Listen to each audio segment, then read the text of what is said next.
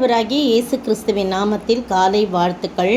இன்றைய மன்னா, அவர்களுடைய இருதயங்களையெல்லாம் அவர் உருவாக்கி அவர்கள் செய்கைகளையெல்லாம் கவனித்திருக்கிறார்.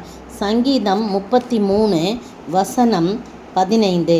13லேருந்து 15 வசனங்களை நீங்கள் பார்த்தீங்கன்னா, அவர் நம்மை கண்ணோக்குகிற ஆண்டவராய் உற்று கவனிக்கிறவராய் இருக்கிறார் என்ற உண்மையை நம்ம எப்போவுமே மனசில் நினச்சிக்கணும். பாருங்கள், 13ஆம் வசனத்தில் கர்த்தர் வானத்திலிருந்து நோக்கி பார்த்து எல்லா மனுபுத்திரையும் காண்கிறார். 14ஆம் வசனம் பாருங்கள், தாம் வாசமாய் இருக்கிற ஸ்தானத்திலிருந்து பூமியின் குடிகள் எல்லார் மேலும் கண்ணோக்கமாய் இருக்கிறாராம். அவர் நம் மீது நினைவாய் இருக்கிறார், நம் மீது கண்ணோக்கமாய் இருக்கிறார். நம்முடைய இருதயங்கள்லாம் உருவாக்கி அவர் நம்முடைய செய்கைகளெல்லாம் கவனித்திருக்கிறார். அப்போ காண்கிறார், கண்ணோக்கமாய் இருக்கிறார், கவனித்திருக்கிறார். எவ்வளவு பெரிய ஆண்டவர் பார்த்தீங்களா? அதில் பார்த்தீங்கன்னா நிறைய வசனம் அப்படி நமக்கு சொல்லுகிறது. எனவே தான் நீங்களும் நானும் ஆண்டவருடைய சமூகத்தில் எப்போவுமே பாவம் செய்யாதபடி பரிசுத்தமாய் வாழ நம்ம எப்போதும் இந்த நினைப்பு இருக்கணும். அவர் நம்மை காண்கிறார், கவனிக்கிறார், கண்ணோக்கமாக இருக்கிறார் அப்படின்னு சொல்லி கவனித்திருக்கிறான்னு சொல்லி நம்ம நினச்சோன்னா நம்ம பாவமான செயலுக்கு போக மாட்டோம். எப்படி யோசேப்பு பயங்கரமான சோதனையிலும் தன்னை பரிசுத்தமாக காத்துக்கொள்ள அந்த பாவத்திலேருந்து என்ன பண்ணால் விலகி ஓடினான். நீங்களும் நானும் அப்படியாய் பரிசுத்தமுள்ள ஒரு வாழ்க்கை வாழ தான் நம்ம அழைக்கப்பட்டிருக்கோம். நம்முடைய நினைவுகளெல்லாம் அவர் என்ன பண்ணுறாரு? அறிஞ்சிருக்கிறார். நம்ம இருதயத்தில் என்ன சிந்தைகள் வச்சுருக்கிறோமோ அதையெல்லாம் அறிஞ்சிருக்கிறார். சங்கீதம் 139:2 பாருங்கள், என் உட்காதலையும் என் எழுந்திருக்கிறதையும் நீர் அறிந்திருக்கிறீர், என் நினைவுகளை தூரத்திலிருந்து அறிகிறீர் அப்படின்னு சொல்கிறத நம்ம பார்க்குறோம். அதே மாதிரி ஏசாயா 66 சொல்லப்பட்டிருக்குது. ஏசாயா 66:18 வசனம் பாருங்கள்.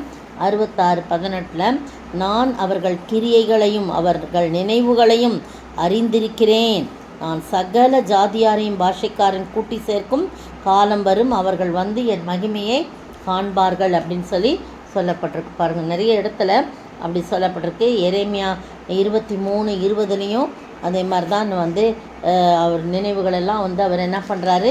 அறிஞ்சிருக்கிறாரு.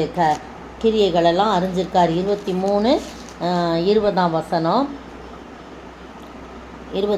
கர்த்தர் நம்முடைய இருதயத்தின் நினைவுகளை நடப்பித்து நிறைவேற்றும் அளவும் அவருடைய கோபம் தணியாது, கடைசி நாட்களில் இதை நன்றாய் உணர்வீர்கள் என்று சொல்லப்பட்டிருக்கு.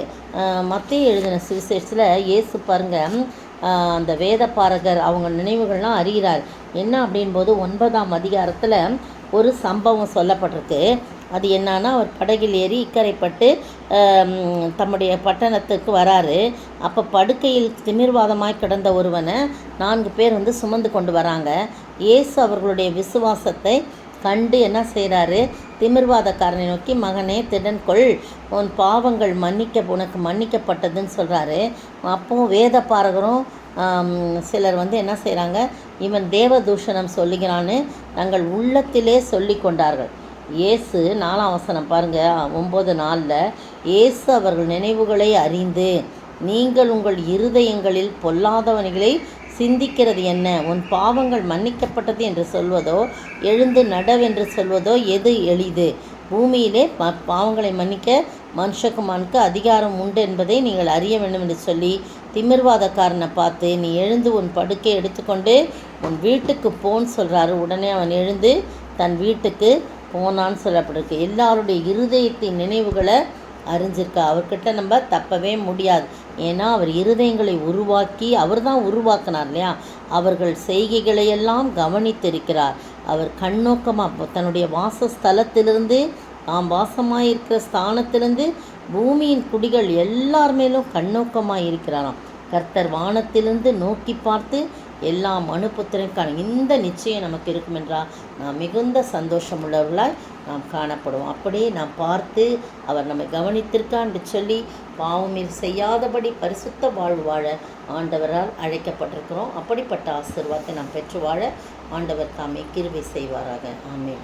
உன் மீது நோக்கமாயுள்ளார், உன் நினைவெல்லாம் அவர் அறிவார், காக்கின்றவர் உருவாக்கின்றவர், தோளின் மேல் சுமக்கின்றவர், காக்கின்றவர் உருவாக்கின்றவர், தோளின் மேல் சுமக்கின்றவர்.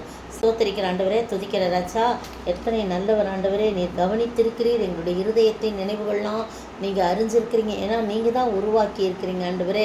அப்பா, உம்முடைய ஸ்தானத்திலிருந்து எங்களை கண்ணோக்கமாக இருக்கிறீர், எங்களை காண்கிறவராக இருக்கிறீர். இதை நாங்கள் நினைவு கூர்ந்து எப்பொழுதும் பரிசுத்தமான ஒரு வாழ்க்கை வாழ நீர் பார்க்கிறீர் என்ற ஒரு எண்ணத்தோடு வாழ நீர் கிருபை செய்ய வேண்டும் என்று கர்த்தரும் மீட்பெரும் ராஜாவுமாகிய இயேசு கிறிஸ்துவின் விலையேறப்பட்ட நாமத்தில் ஜெபிக்கிறேன் பிதாவே, ஆமேன்.